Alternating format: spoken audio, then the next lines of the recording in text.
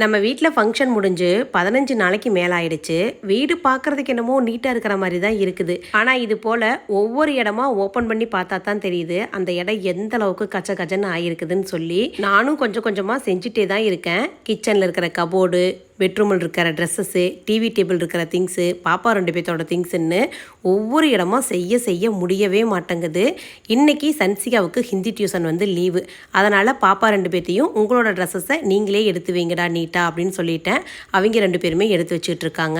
Uniform dress, ரஃப்யூஸ் dress, வெளியில் எங்கேயாவது போனால் போட்டு போகிற ட்ரெஸ்ஸுன்னு எல்லா ட்ரெஸ்ஸுமே அரேஞ்ச் பண்ணிக்கிறது பாப்பா 2 பேருமே அவங்களுக்கு வந்து பண்ணிப்பாங்க. அப்படி பண்ணும் பொழுது கொஞ்சம் பத்தாமல் டைட்டாக இருக்கிற ட்ரெஸ் எல்லாம் வெளியில் எடுத்து போட்டுருவாங்க. ரஃப்யூஸ் அம்மா வீட்டுக்கெல்லாம் போட்டுட்டு போகலாம் அப்படின்ட்டு எடுத்து போட்டுருவாங்க. அவங்களே பண்ணும் பொழுது ஒரு இன்ட்ரெஸ்டாகவும் இருக்கும். எந்தெந்த ட்ரெஸ் எல்லாம் மறுபடியும் போடாமல் இருக்குது, அந்த ட்ரெஸ் எல்லாம் இந்த முறை போடணும் அப்படிங்கிற மாதிரி அவங்களே யோசிச்சுக்கிட்டும் பண்ணுவாங்க.